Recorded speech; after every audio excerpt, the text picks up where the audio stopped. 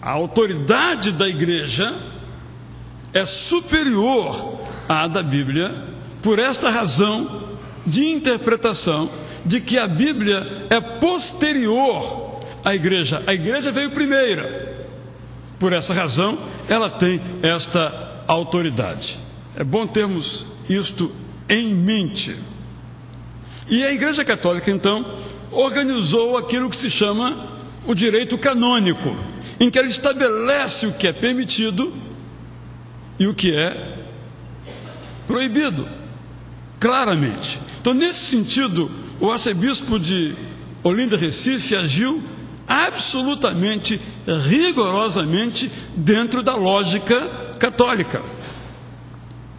Um dos artigos do direito canônico relaciona os pecados que são punidos automaticamente, alguns com processo, outros automaticamente com a excomunhão, isto é, com a proibição, isso é excomunhão, de a pessoa excomungada participar da Eucaristia ou de qualquer sacramento católico, como o casamento, por exemplo, o batismo e a Eucaristia, que são os 3 sacramentos principais. O último da lista, então, é o estupro. Deve ficar isso bem claro. O Código Penal brasileiro diz o seguinte: o aborto praticado por um médico, esse é o texto, não é punido em 2 condições. Primeira, se não há outro meio de salvar a vida da gestante. Isto é, se a gravidez implica em risco de morte para a gestante, não é crime o estupro. Desculpe, o aborto. Obrigado. O pessoal está atento. Pela internet o povo me interrompeu aqui dizendo que não foi o estupro, mas o aborto. É a segunda condição em que o aborto não é punido quando o médico o executa. É se a gravidez resulta de estupro. Então, se a gravidez é resultado de estupro, o médico que realiza o aborto não é punido, desde que seja precedido do consentimento da gestante, ou, se ela for incapaz, do consentimento do seu representante legal. Então, a legislação brasileira, que comparada a outros países é restritiva e a outros países é bastante liberal, há países que não admitem o aborto sob hipótese alguma, e há outros que o admitem desde que a mãe o deseje, até determinado mês de gestação. Então, no caso brasileiro, essas são as condições. Tem havido inúmeros esforços de se ampliar um pouco o grau de permissões para a realização do aborto. No entanto, consultada a opinião pública brasileira, o último grande levantamento feito em 2007 indicou que 65% dos brasileiros acham que a atual legislação, essa que eu mencionei, não deve ser alterada. E 16 acham que ela pode ser expandida para permitir a prática de aborto por outras causas. E apenas 10% opinaram que o aborto devia ser descriminalizado, isto é, deixe de ser crime. Vários projetos têm chegado ao Congresso brasileiro e todos têm sido rejeitados. Então, essa é a legislação no caso brasileiro. Há opiniões muito distintas. Eu li duas, a de um médico ginecologista brasileiro, Nelson Sucassô, que propõe que a mulher tem o direito de interromper a sua gravidez em qualquer momento.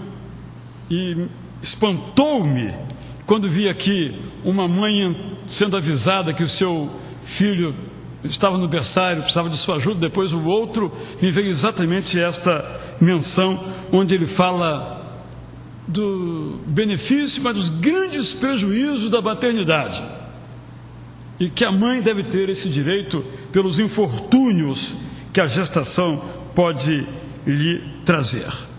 É de um outro filósofo de Princeton, Peter Singer, que separa ser humano de pessoa humana.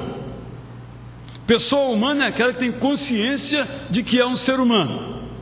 E ser humano é um feto ou qualquer pessoa, um deficiente mental, por exemplo, que não tenha consciência de que é ser humano.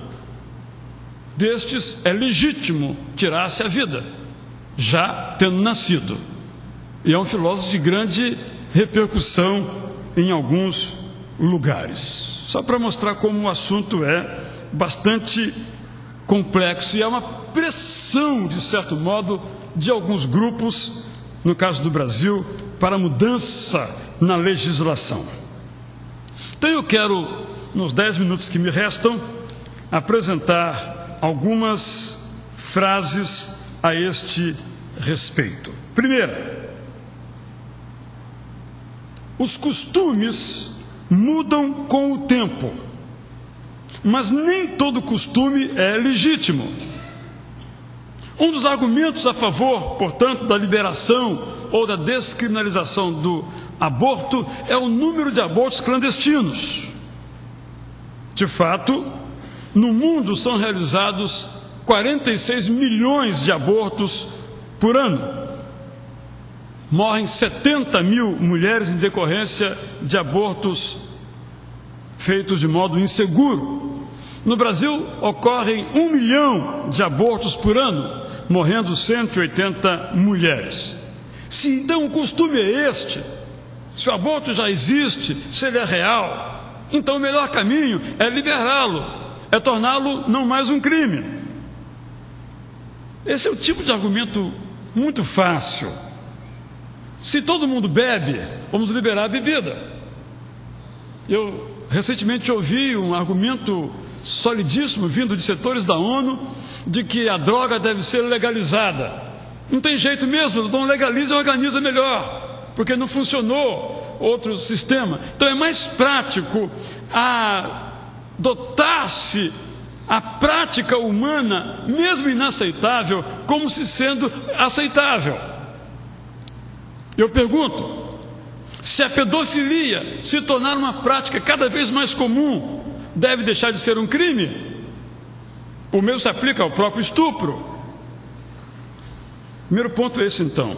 O fato de todo mundo fazer, o fato de ser um costume espalhado, não quer dizer que seja uma coisa boa. Nem todo costume é legítimo. Nós temos que sempre decidir, a partir do livre exame da Bíblia. Lutero tem uma frase que se aplica claramente a qualquer situação: eu só mudarei de opinião se eu for convencido pelas Escrituras. Acho que temos que nos firmar nesta posição. Segundo, embora a Bíblia não seja explícita quanto ao aborto, a Bíblia é clara sobre a vida sexual e diz que devemos fugir da fornicação, do sexo fora do casamento. Claramente a afirmativa é que nós devemos nos abster da imoralidade sexual. Esse é o termo que a Bíblia emprega, porneia, que é usado no Novo Testamento. Aprendemos também na Bíblia que devemos amar, apreciar e cuidar dos nossos bebês desde o ventre. A vida começa ali, é ali que Deus nos conhece. Um poeta bíblico cantou: desde o ventre materno dependo de ti, Senhor. Tu me sustentaste desde as entranhas de minha mãe. Eu sempre te louvarei.